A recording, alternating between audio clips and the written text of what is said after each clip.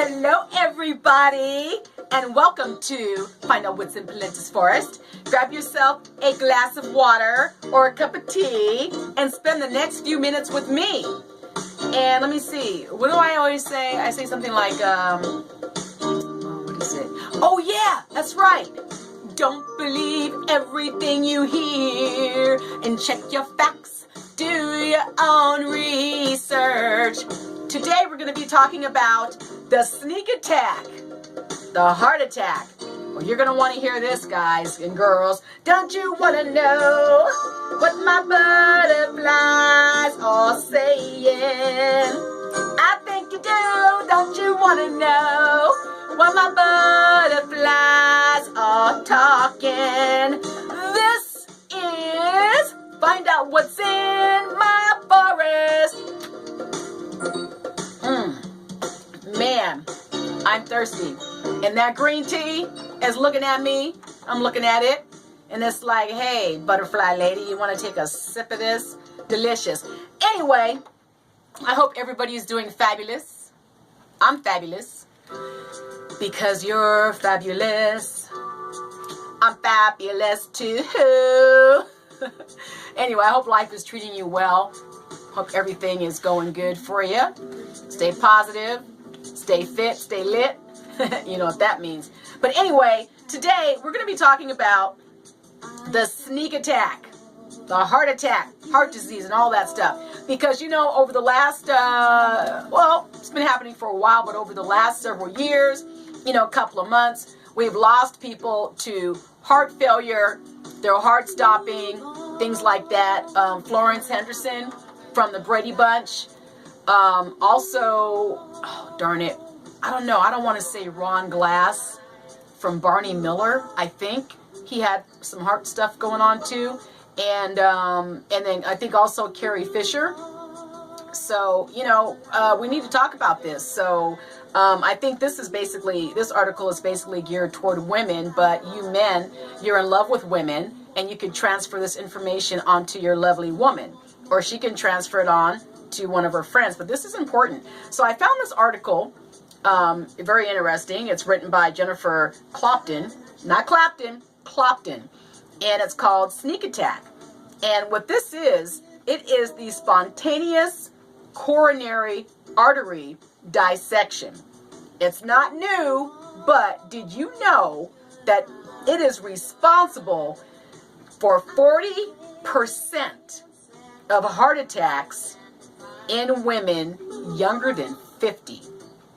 Not to get all stuck up on age, but, you know, you think that when you're young, you know, you're in your 20s and 30s, you're young. Nothing is really going to touch your body, and anything that happens to you, you're going to be able to bounce back from. Well, nowadays, children have HIV and the parents don't. You know, young women, 16, 17, breast cancer. Men also have breast cancer, because we look at a hot guy and we see these bulging muscles, but their chest is also their breast. It's not just giant like us and we need to wear a bra. Actually, some men, but okay, I'm not going to go there. But you know, this is a big deal. So we're going to find out what it is, who's at risk, and what the latest research says. So I'm going to go on with this article here. And Megan Schreiber was in the middle of a 60-hour work week when the call came. Her 2-year-old son was sick at daycare and needed to be taken home. Well, buried in work and deadlines at her medical billing job, Schreiber already felt stressed. As she worried about how to juggle everything, she suddenly felt as if she were going to pass out. Her chest and her arms felt heavy, but the symptoms subsided, and she chalked it up to an anxiety attack or a start of the flu, and she let her husband pick up her son and finished her workday before driving home. Now remember, I just talked about this last episode with the, you know, the lupus and everything, how you'll have these symptoms, they'll flare up, and once they go away, you think that you're okay, but you're not. So when the heavy feeling came back the next morning after she'd carried laundry up and down 3 flights of stairs at home, she then knew she had to act. Now she's 33 years old, okay? 33. She said to her husband, I have to go. We got to go to the ER. By the time she got there, she was in the middle of a heart attack, okay? She was admitted to the intensive care unit, and she had a second heart attack 2 days later. Now, doctors diagnosed her with spontaneous coronary artery dissection, also called SCAD, S-C-A-D. Now, that's a type of heart attack they now see increasing in younger women. So she asked her doctor if she would die. She recalls tearfully 6 years later that she didn't know what was going to happen to her. Now, you ask, what is SCAD? Well, I'm going to tell you. Unlike heart attacks caused by a buildup of plaque in the arteries, a SCAD heart attack starts with a tear in the artery. This tear creates a flap or blood clot in the arterial wall that narrows the artery and blocks blood flow to the heart, leading to a heart attack. Now, although SCAD causes a small percentage of heart attacks, overall, the condition is responsible for 40% of heart attacks in women younger than 50. And it's mostly happening to women. It's mostly happening to women. Of course, this is about women, not men, but it's mostly happening to women. And more than 90% of SCAD patients are female. Now, doctors don't know why men are not similarly affected. Well, I'll tell you my theory. Number one, women and men are exactly the same, but they're very different. Now, you have women. First of all, you have babies, you have menstrual periods, you have kids, stress, you have all kinds of stress going on. And I think I saw a study where they show the woman's brain is just spinning, and the man's brain is just kind of moseying along. So women have a lot more stress than some men do. But then you have Mr. Moms that are in the same category as women, so on and so forth. But this is an important cause of heart attacks among younger people, and it has really only been in the past 4 or 5 years that our thinking about this has changed. Now, for the past 100 years, we had been missing it. And this is coming from Sharon N. Hayes. She's an MD at the Mayo Clinic in Minnesota, and she's one of the world's most renowned SCAD researchers. So people with SCAD are generally healthy and don't have common heart attack risk factors like smoking, diabetes, or being overweight. In fact, SCAD is happening to a group of women who appear healthy, they're thin, they have, and they have no risk factors, all right? So even though they have classic heart attack symptoms, they are often being misdiagnosed, okay? Many SCAD patients are even sent home from the hospital in the middle of a heart attack. And that heart attack isn't even discovered for days. That's scary, Now you have plaque buildup heart attacks. They're diagnosed with blood work and a test called an electrocardiogram. But SCAD can only be diagnosed with an angiogram. And that's an X-ray that takes pictures of blood flow in the artery. So who is at risk? Well, I will tell you. while SCAD patients range in age from their teens to their 80s, the average age is 42. Now, there's a lady here by the name of Ellen Robin. She was actually a bit older. She was 53 years old when it happened to her. And she says that she felt like an elephant just sat on her chest. You know, she says she wobbled and grabbed onto a folding chair because it almost knocked me off. It almost knocked her off her feet. She says she felt dizzy. Both arms were going numb. And she thought, what the heck is this? You know, pretty scary. But about 10% to 15% of cases happen in the later term pregnancy or within the first couple of weeks after childbirth.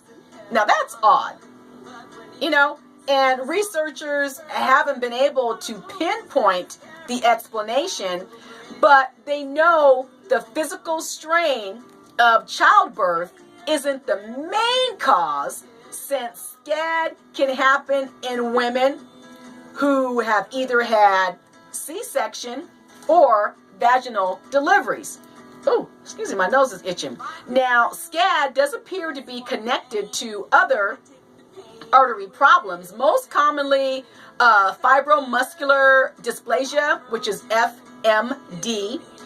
This disease causes cells to grow abnormally in artery walls, and doctors see FMD in at least half of SCAD patients. Now, Heather Gornick is an MD, a cardiologist and vascular medicine specialist at the Cleveland Clinic. Now, she says that patients often don't know they even have FMD until a doctor looks for artery abnormalities after a heart attack. So, it is now recommended that all SCAD patients be checked for FMD and other artery problems such as brain aneurysm or blockage, dissections or tears in other vessels. You know, SCAD can also run in families, although Hayes says that researchers haven't cracked the genetic tie yet, but her research team is collecting DNA samples from patients and sometimes sees the condition in mothers, daughters, aunts, nieces, sisters. You know, like I've been saying the last couple of episodes, ooh, am I getting stuck here? The disease is ripping us humans apart. So, but in many patients like Schreiber, the cause remains uncertain. They can't pinpoint what caused it. And I haven't finished reading yet, but it doesn't say that it's anything environmental like the other illnesses that I've been speaking of. But unfortunately, there are a lot of us that you don't know why it happened. So there is a fear of the unknown. But I try to live in the moment, okay? Doctors don't know how to prevent SCAD and often give patients personalized recommendations. Now, given its high chance of reoccurrence, patients are generally told to take a daily aspirin in hopes that the blood thinner might reduce the chances of a blood clot. You know, because a blood clot would form, causing a bigger heart attack if they have another one. So there are also, listen at this. They're also asked to avoid pregnancy, hormone therapy, high intensity or high impact sports, heavy lifting that causes strain, such as bodybuilding, even shoveling snow. Well, they're trying to cover all bases here, aren't they? So Schreiber's 2 heart attacks caused damage to the bottom of her heart, but 6 years later, she is symptom-free. I think that's fabulous. And she hasn't had another attack since. So that's great news. She now exercises regularly. She eats well, you know, for general health, and says that as a result, she is in better shape at 39 than she was at 29. Now, her plan is to be 40 and fabulous. So that's a good attitude, because if you have a terrible attitude, even allergies are going to jack you up. You have to go into this attitude about your health with a fight. You have to attack it like the school bully is messing with you. You got to stand up to it. Take them out. It's the only way. So what is the latest SCAD research? Well, as recently as 2009, Hayes thought that SCAD was too rare to study. Then she met a patient who told her about an online SCAD community. See, there's help out there, you know, and it has grown to 70 women.